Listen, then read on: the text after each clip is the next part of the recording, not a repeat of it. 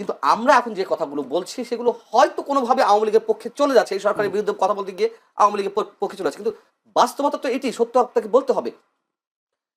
যাক, সেই বুদ্ধিজীবী নতুন প্রশ্ন করি। প্রশ্নটা হচ্ছে এই প্রশ্ন নির্বাচন তো আপনি বারবার আমার এখানেই বলেছেন নির্বাচন হবে কি হবে না আমি নির্বাচন আগের রাতেও কনফিউজ থাকবো। আমি নির্বাচন আগের রাত্রেও, কালকে যদি 12 তারিখ হয়, আজকে 11 তারিখ রাত, আমি 11 তারিখ রাতেও কনফিউজ থাকবো। কেন তৈরি হচ্ছে সংখ্যা? নানান ধরনের খেলা চলছে, নানা ধরনের খেলা চলছে, এবং এই খেলাগুলো সম্বন্ধে আপনিও জানেন। এখানে পরাশক্তি খেলাগুলো আছে, এখানে ডক্টর ইউনূস হিমসেলফ তার নিজের একটা খেলা আছে, সরকারের একটা খেলা আছে, জামাতের খেলা আছে, বিএনপি, আমাদের সিনিয়র সাংবাদিক আজিজ ভাই উনি একটা শব্দ বলেন, আমি এখানে উচ্চারণ করতে চাচ্ছি না, মানে খারাপ শব্দ না, ইনফরমাল শব্দ, মানে আমি একটু সংশোধন করেই বলি, ফাটা বাসে চিপায় পড়ছে উনি এই কথা বলেন, আমি তার সঙ্গে বিএনপি পুরোপুরি একমত। আমি 15 মাস আগে, এই সরকারের বয়স তো 18 মাস হয়ে গেল, আমি 15 মাস আগে থেকে বলছি বিএনপির উচিত কেয়ারটেকার গভর্নমেন্টের অধীনে নির্বাচন চাওয়া, ডক্টর ইউনূসের অধীনে কোনো নির্বাচন নয়। আচ্ছা, আপনি বলেন তো, আপনি অ্যাঙ্কর, আপনার মতামত দেওয়ার সুযোগ নেই, তারপর আমার আগ্রহ থেকে আমি বলছি ডক্টর ইউনূস নিরপেক্ষ, এই সরকার নিরপেক্ষ? যদি নিরপেক্ষ না হয়ে থাকে তাহলে সেই সরকার অধীনে নির্বাচন হয় কিভাবে? আমার কাছে সময় খুবই কম, আমি একটা ছোট্ট একটা প্রশ্ন করে দিই। উনি বলছেন যারাই ক্ষমতায় আসুক বেশি দিন টিকতে পারবে না। এটা অনেকেই বলে, ক্ষমতায় কারা আসবে এটা নির্ভর করে টিকতে পারবে কি পারবে না, এটা জনগণের প্রত্যক্ষ ভোটে আসছে না ইলেকশন ইঞ্জিনিয়ারিং এর মধ্য দিয়ে ক্ষমতায় আসছে এটা। এবং আওয়ামী লীগের ভোটার, বিএনপির ভোটার, জামাতের ভোটার বলে কোনো ভোটার নেই। Voter self voter. আপনি যদি আগেই ক্যাটাগরি করে ফেলেন যে ও আওয়ামী লীগের ভোটার, ও বিএনপির ভোটার, তার মানে আপনি পিপল এজেন্সিকে নাই করে দিচ্ছেন। ফলে ভোটারকে ক্যাটাগরাইজ করা যায়। বাস্তবতা, এটা বাস্তবতা। ডেফিনেটলি বাংলাদেশ তো দুভাগে বিভক্ত। নো, বাংলাদেশ বহুভাগে বিভক্ত।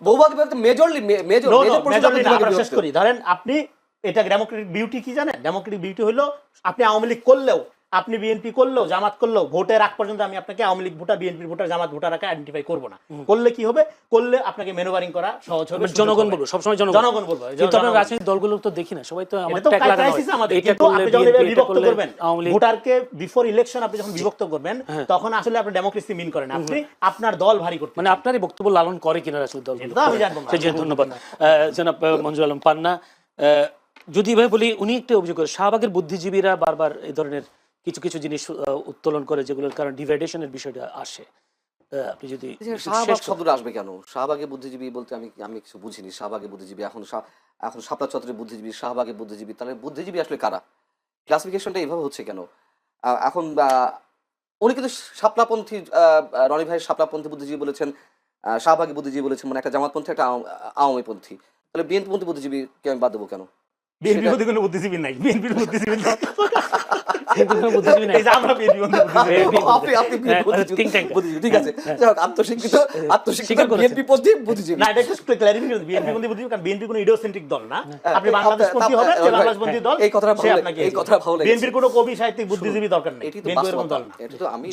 জনগণের দল। রনি ভাইকে একটু খুঁচা দিয়ে কথা বললাম, এটা তো বাস্তবতা। দেখুন, আমি শাহবাগী বুদ্ধিজীবী বলি না, ওই শব্দটা অনেকে গালাগালি পর্যায়ে নিয়ে গেছে বা ওইভাবে ইউজ করতেছে, এখন, আগে ছিল না, সাম্প্রতিক সময়টি হয়েছে।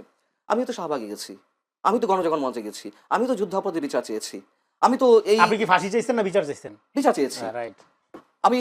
এবং এই যে জুলাই আন্দোলন, এই জুলাই আন্দোলনের পক্ষে আমি ছিলাম না, বাট আওয়ামী লীগ সরকারের বিদায় হোক সেটি আমি চেয়েছি। এইভাবে মানে একেবারে নিজস্ব ডিজাইনে অন্য সবাইকে বাদ দিয়ে একতরফা একটা সোকাল নির্বাচনের মাধ্যমে যুগের পর যুগ বা বছরের পর বছর ক্ষমতা, নিশ্চয়ই আমি সেটা চাইনি। সো শাহবাগে বলাতে আমি তুমুল আপত্তি জানাই। এখন বিষয় হচ্ছে যে, হ্যাঁ ঠিকই তো, সেই বুদ্ধিজীবীরা কোথায়? আওয়ামীপন্থী যে বুদ্ধিজীবীরা ছিল, যারা দিন দার 15 বছর মুক্তিযুদ্ধের কথা বলতে বলতে মুখে ফেনা তুলে ফেলেছেন, সেই বুদ্ধিজীবীরা কোথায়?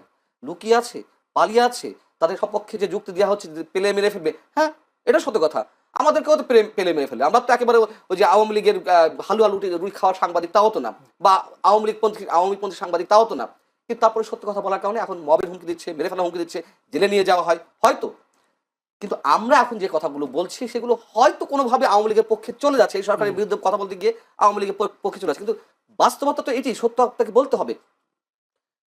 যাক, সেই বুদ্ধিজীবী নতুন প্রশ্ন করি। প্রশ্নটা হচ্ছে এই প্রশ্ন নির্বাচন তো আপনি বারবার আমার এখানেই বলেছেন নির্বাচন হবে কি হবে না, আমি নির্বাচন আগের রাতেও কনফিউজ থাকবো। আমি নির্বাচন আগের রাত্রেও, কালকে যদি 12 তারিখ হয়, আজকে 11 তারিখ রাত, আমি 11 তারিখ রাতেও কনফিউজ থাকবো। কেন তৈরি হচ্ছে সংখ্যা? নানান ধরনের খেলা চলছে, নানা ধরনের খেলা চলছে, এবং এই খেলাগুলো সম্বন্ধে আপনিও জানেন। এখানে পরাশক্তি খেলাগুলো আছে, এখানে ডক্টর ইউনূস হিমসেলফ তার নিজের একটা খেলা আছে, সরকারের একটা খেলা আছে, জামাতের খেলা আছে, বিএনপি, আমাদের সিনিয়র সাংবাদিক আজিজ ভাই উনি একটা শব্দ বলেন, আমি এখানে উচ্চারণ করতে চাচ্ছি না, মানে খারাপ শব্দ না, ইনফরমাল শব্দ, মানে আমি একটু সংশোধন করেই বলি, ফাটা বাসে চিপায় পড়ছে, উনি এই কথা বলেন, আমি তার সঙ্গে বিএনপি বিএনপি পুরোপুরি একমত, পুরোপুরি একমত। আমি 15 মাস আগে, এই সরকারের বয়স তো 18 মাস হয়ে গেল, আমি 15 মাস আগে থেকে বলছি বিএনপির উচিত কেয়ারটেকার গভর্নমেন্টের অধীনে নির্বাচন চাওয়া, ডক্টর ইউনূসের অধীনে কোনো নির্বাচন নয়। আচ্ছা আপনি বলেন তো, আপনি অ্যাঙ্কর, আপনার মতামত দেওয়ার সুযোগ নেই, তারপর আমার আগ্রহ থেকে আমি বলছি ডক্টর ইউনূস নিরপেক্ষ, এই সরকার নিরপেক্ষ? যদি নিরপেক্ষ না হয়ে থাকে তাহলে সেই সরকার অধীনে নির্বাচন হয় কিভাবে?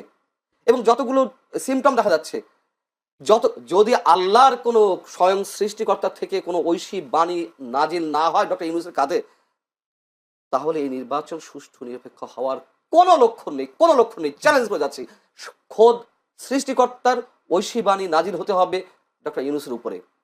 উনি দাঁড়িয়ে দাঁড়িয়ে বলবেন তরুণদের মধ্য থেকে অনেকে এমপি নির্বাচিত হবেন, উনি তরুণদের দল মানে এনসিপির ভিতর থেকে কেউ কেউ শিক্ষামন্ত্রী, উনি তো গভর্নমেন্ট ফর্ম করে দিচ্ছেন, উনি তো গভর্নমেন্ট ফর্ম করে দিচ্ছেন। তা এই লোক কিভাবে নিরপেক্ষ হয় আমি তো বুঝলাম না।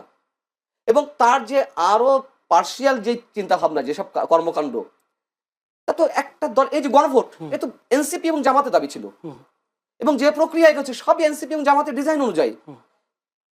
অতএব ডক্টর ইউনূস সাহেব, তার অধীনে আমাকে যদি আপনি বলেন যে আপনাকে মেরে ফেলা হবে, ডক্টর ইউনূসের অধীনে মানে নিরপেক্ষ নির্বাচন হবে, এই কথাটা আপনি বলেন, আমি মৃত্যুকে বেছে নেবো, তাও ওই কথা আমি বিশ্বাস করি। আমি একটা প্রশ্ন করি, গণভোটের বিষয়টা যেহেতু এসছে, গণভোট যদি জিতে জনগণের প্রথমে কি উপকার হবে, প্রথম একটা প্রশ্ন। দ্বিতীয় হচ্ছে যদি ভোট জিতে যায় ডক্টর ইউনূসের সরকার কি দীর্ঘায়িত হওয়ার সম্ভাবনা আছে কিনা? তার একটা ব্যাখ্যা সরকারের প্রেস উইং থেকে দেওয়া হয়েছে, মানে প্রধান উপদেষ্টার প্রেস উইং থেকে দেওয়া হয়েছে, যা বলা হচ্ছে হ্যাঁ না তার না, এগুলো কিছু না।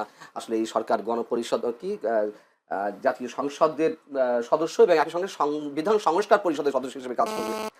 আচ্ছা, তারা কয়টা বিষয়ে ওথ নেবে? একই সঙ্গে সংবিধান সংস্কার পরিষদের সদস্য এবং জাতীয় সংসদ সদস্য হিসেবে ওথ নেবে। সেই ওথের শর্ত কি থাকবে? তারা যতই ব্যাখ্যা দিক না কেন, যদি দিন শেষে, এই যে এখন যেমন চোখ পাল্টি দিয়ে দিল, যে আগে বলেছে সংবিধান ছুঁয়ে ফেলতে হবে, এখন সংস্কার। আর সংস্কার কি, এতদিন কি সংস্কার হয়েছে? আমরা যে বিশ্বাস করবো যে হায়ের মাধ্যমে সংস্কার হবে, ডক্টর ইউনূস কি সংস্কারের একটা এক্সাম্পল তৈরি করেছেন 18 মাসে? তিনি রাষ্ট্রপতি প্রধানমন্ত্রীর মধ্যকার যে ভারসাম্য আনার চেষ্টা করছেন বা সংস্কারের কথা বলা হচ্ছে, তিনি তো নিজেই কোনো দিয়ে গুতা দিয়ে রাষ্ট্রপতিকে এক কর্নারে ফেলে দিয়েছেন। বর্তমান রাষ্ট্রপতি, তার নিজের মধ্যেই তো সংস্কারের কোনো চিন্তা ভাবনা নেই। তিনি রাষ্ট্রপতির মুখ দেখেন না, তিনি রাষ্ট্রপতির সাথে কথা বলেন না, তিনি রাষ্ট্রপতির ছবি নামিয়ে ফেলেন বিদেশি সব মিশন থেকে। তাহলে কি সংস্কার তিনি আশা করছেন? এবং মানুষের স্বাধীন মতামত ব্যক্ত করার যে সংস্কারের কথা বলা হচ্ছে, যে মানুষ স্বাধীনভাবে ভোট দিতে পারবে, ইয়ে করতে পারবে, বা সংস্কারের অংশ হিসেবে মানুষকে তো ইম্পোজ করা হচ্ছে সরকারি কর্মকর্তাদের। আপনি নির্বাচনের পরিচালনা যাবেন, এটি সংস্কার অংশ। হ্যাঁ, পরে আবার বিড়ালের মতো লেজ গুটিয়ে নিল কেন? যখন নির্বাচন কমিশন বললো যে না, সরকারি কর্মকর্তা নির্বাচন পরিচালনা চালাতে পারবে না, তখন আবার কেন বাঘের হুঙ্কাটা মিউর মতো, মানে বিড়ালের মতো মিউ কণ্ঠ হয়ে গেল? তামাশা, ফাজলামো। জি, ধন্যবাদ আপনাকে জনাব রেজাউল করিম রনি। যদি এইভাবে বলি, এইবারে নির্বাচনে বিএনপি ফাটা বাঁশের চাপে পড়েছে, এই প্রশ্নটা যে কি বিএনপির ব্যাপারে হাসিনার যে প্রেডিকশন, হাসিনা যেভাবে আন্ডারমাইন করছে, এখনো একটা গ্রুপ এভাবে আন্ডারমাইন করে বিএনপিকে।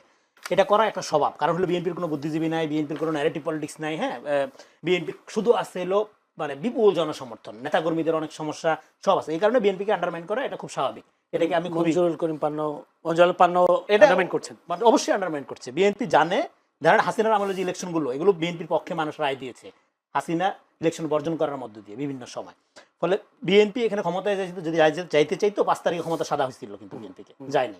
ফলে এখানে বিএনপি যে সংগ্রামের মধ্যে আছে, এটা হলো ভোটাধিকার প্রতিষ্ঠার সংগ্রাম। সরকার কথা বলা হয়েছিল, এককভাবে ক্ষমতার কথা বলা হয়েছিল। ক্ষমতার সরকার লিড দিবে কে? বিএনপি। খবর শক্তি নিয়ে। হ্যাঁ, তো এবং তারেক রহমানকে অফার করা হয়েছিল প্রধান হওয়ার জন্য। যাই হোক, তো আপনার সে যেহেতু নাই ক্ষমতা, তার উদ্দেশ্য ছিল 18 বছর ধরে সে যে আন্দোলন আছে, ভোটাধিকার প্রতিষ্ঠার আন্দোলন। এইবার এই ভোটাধিকার প্রতিষ্ঠার আন্দোলনে আপনি যে ছলে বলে কৌশলে ভিতরে থাকা প্রো আওয়ামী ইস্টাবলিশমেন্ট এবং নতুন করে যুক্ত হওয়া গুপ্ত, দুইটা মিলা যদি আপনি মনে করেন যে হ্যাঁ একটা হাসিনা টাইপের মেকানিজমকে কাজে লাগে ক্ষমতা নেবেন, ওকে, বিএনপির লোকজন তখন পপকর্ন নিয়ে বসে দেখবে খেলা, আপনারা দেখেন, অসুবিধা নেই। তো এখানে ভোটাধিকার দেখেন, ইলেকশন রিগিং করা খুবই সহজ, কারণ এই মেকানিজমটা হাসিনা তৈরি করে থেকে গেছে, উনি ঠিকই বলছে। কিন্তু এখানে মূল কাজটা কি? আমাদের ভোটাধিকার প্রতিষ্ঠা করা। এই জন্যই তো জনগণ লম্বা সময় ধরে আন্দোলন করছে, এই জন্যই তো গণ অভ্যুত্থান, হাসিনার এই পরিণতি, তাই না? ফলে এটাকে যারা আন্ডারমাইন করবে, তাদের পরিণতি হাসিনার চেয়ে ভিন্ন হবে, এটা আপনি আশা করেন কিভাবে বা মনে করেন কিভাবে? সেটা নিয়ে এত অরিড হওয়ার কিছু নেই। একটা প্রশ্ন, সেটা হয়তো শেষ প্রশ্ন হতে পারে। আওয়ামী লীগের সমর্থকরা তো এখনো বাংলাদেশে আছে, এবং এই আওয়ামী লীগের ভোটগুলো আসলে কাদের? একটা হলো আওয়ামী লীগের যারা অপরাধী তাদেরকে বিচার করা মামলা বাণিজ্য না করা, তাদের হয়রানি না করা, আওয়ামী লীগ সমর্থন করাটা মানেই অন্যায়কারী, এইভাবে পোর্ট্রেট না করা, এটা খুব দ্রুত দরকার। আরেকটা হলো রিকনসিলিয়েশন, আমি যেটা বলছি, এটা নির্বাচন, এবং এই নির্বাচনটা একটা বড় রিকনসিলিয়েশন হিসেবে কাজে লাগবে। কারণ লোকালি দেখবেন যে আওয়ামী লীগ, বিএনপি, জামাত, জাতীয় পার্টি যাই করে একটা সম্পর্কের মধ্যে দিয়ে আমরা আবদ্ধ, সামাজিকভাবে ইয়া থাকে। ফলে মানে আপনার এই নির্বাচনের পরে আর এই জিনিসটা এরকম থাকবে না, সাধারণত থাকে না। হ্যাঁ, আরেকটা হলো যে আপনার রিয়েলি যদি ধরেন আওয়ামী লীগ কিভাবে পলিটিক্সে ফেরত আসবে বা আওয়ামী লীগ কি পলিটিক্স করবে, এটা আওয়ামী লীগের ব্যাপার, এটা আমরা জানি না। হ্যাঁ, এবং এটা নিয়ে আমাদের কত আগ্রহ নেই। কিন্তু মুশকিল যেটা হলো সেটা হলো বিশাল একটা অংশ এটা নিয়ে বিএনপির পক্ষ থেকে আগ্রহ নেই। এটা আওয়ামী লীগের আগ্রহ করতে হবে, যে বিশাল বস্তা আওয়ামী লীগের রাজনীতি অন্যজন করে দিবে এসে। না, ভোট দেওয়ার ক্ষেত্রে বলছি। আওয়ামী লীগ ফ্যাসিস্ট, তার রাজনীতি নিয়ে আগ্রহ নেই, কিন্তু জামাতের রাজনীতি নিয়ে আগ্রহ থাকবে আমাদের। এটা আপনার আগ্রহ থাকতে পারে জামাতের রাজনীতি, আমার আগ্রহ হইলো শুধু বিএনপি রাজনীতি করবে। আমার আগ্রহ হইলো ভোটাধিকার নিয়ে। হ্যাঁ, কথাটা আমি শেষ করি। আমার আগ্রহ হলো ভোটাধিকার নিয়ে। আওয়ামী লীগ কি করবে না করবে, আওয়ামী লীগের সমর্থন কি, এটা আওয়ামী লীগের লোকজন ঠিক করবে, আওয়ামী লীগ ডিসাইড করবে।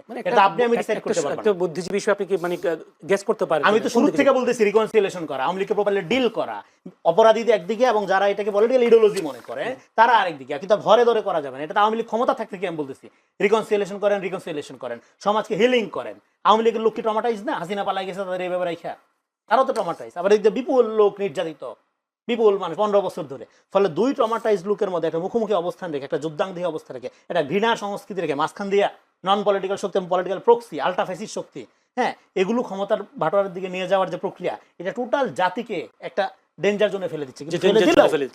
সুবিধা যেটা, সেটা হলো মানুষ পলিটিক্যালি কনসাস হয়ে গেছে এই আপরাইজিং এর মধ্য দিয়ে, এবং মানুষ জানে কিভাবে এটা প্রোটেক্ট করতে হয়। হাসিনাকে ইন্ডিয়া মদত দিয়ে যেরকম অন্যায় করছে, আপনি যদি একইভাবে মনে করেন আমেরিকা আপনাকে মদত দিয়ে এখানে টিকে রাখবে, ক্ষমতায় আনবে, সেটার জবাব কিভাবে দিতে হয় মানুষ জানে। ধন্যবাদ।